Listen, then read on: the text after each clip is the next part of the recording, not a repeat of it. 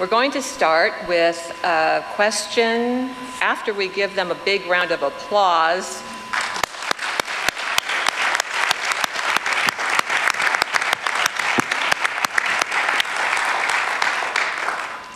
We're going to start with a question that everyone will answer, we hope. And since Candace began our presentation, it's only right and fitting that we begin with the Rabbi for the first question.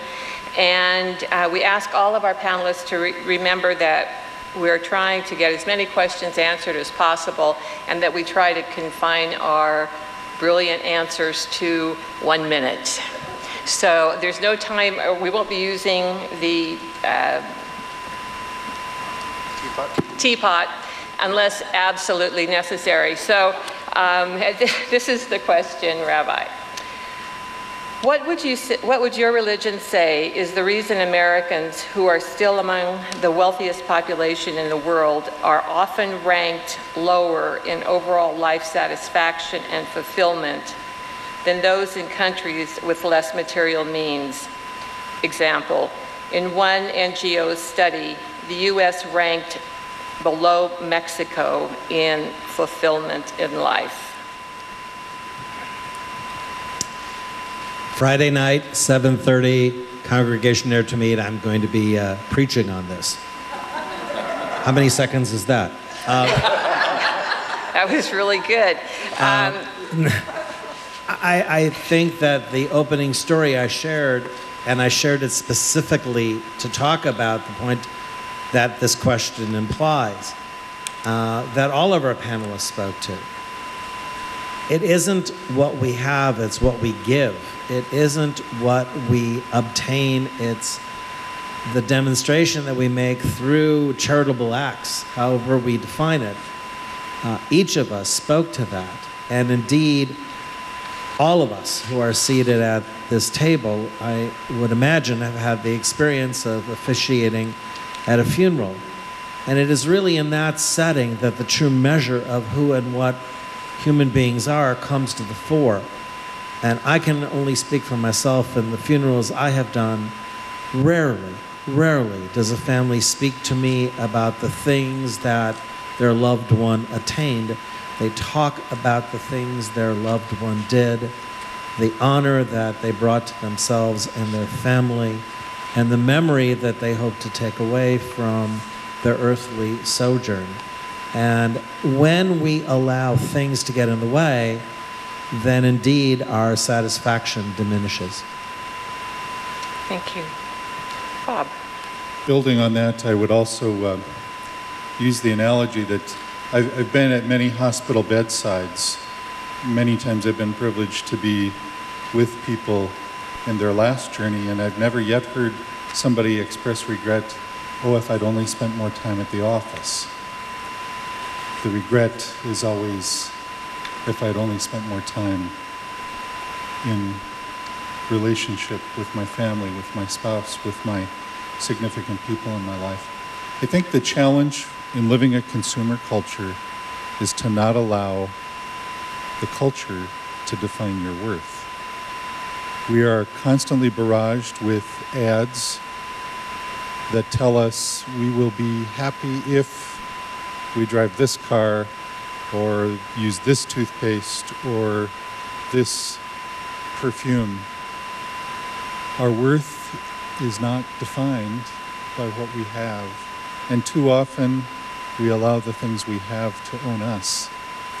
Our worth comes from our fundamental dignity that we're made in the image and likeness of God, and I think the challenge in a consumer culture is to always keep that in the forefront. Thank you. Mujahid. I believe there's a social concept that I've recently come across called acquisition anxiety. And they say it relates to when people look at what others have, always with the desire to have more. The writer made note that this seems to be a result of people who are disconnected from the transcendent. They really see their lives in the physical world. And so we're constantly going after physical things to satisfy an appetite, and the spirit is left hungering, and as a result of that, we find the type of traumatic dilemma that we see in a society. So finding a correct paradigm of what our essential existence happens to be, which is spiritual, and nurturing that seems to be what would be a vehicle of healing us, but lacking to do so, it tends to leave us always hungering. I'm reminded of Jesus' observation to the woman at the well when he said to her something to the effect of, "If I drink from that well, I shall thirst again, but if you drink from what I'm drinking from, you shall thirst no more." I think he was directing her to a spiritual life, and she was looking at the physical life.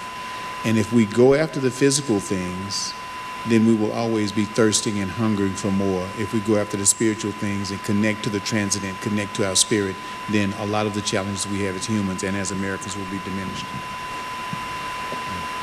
I guess that question proves that money can't buy happiness. So it seems to me that from a religious science perspective, dissatisfaction with life, not feeling fulfilled, is a sense of disconnect from spirit. And we are so blessed in this country and in this culture to have the freedoms that we have been granted and that we have earned as well over the couple hundred years that we've been around. That freedom coupled with a sort of, I guess, a spiritual immaturity that doesn't recognize how very blessed that we are, leads then to this dissatisfaction. And so one of the things that our faith frequently recommends is an attitude of gratitude and just really giving thanks for the good that is present. And so we're building that culture of satisfaction in our own lives, and hopefully then that'll impact the rest of the country. Alita, can you repeat the question? Sure. The question is,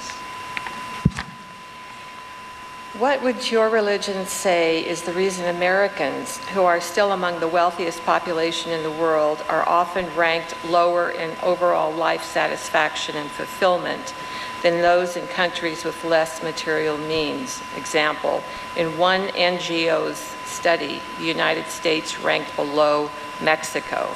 I'm assuming there were others as well. But. I think the Baha'i perspective would be that there is a writing, and I'm paraphrasing, but that the poor, it's easier for them to be close to God because they have less to be attached to, and so that the focus is shifted. So I think that it's very easy to see how Americans become attached to getting more things, and then that attachment doesn't allow us to fulfill what our true purpose is. So through a process of being moderate in what we do, we can attain not only happiness in this life, but when we pass on and our soul ascends towards God, then we have more happiness as well. Thank you. Candace. I think basically we just need to reconnect with nature and with each other, and we have lost that connection. Father Stoeckig.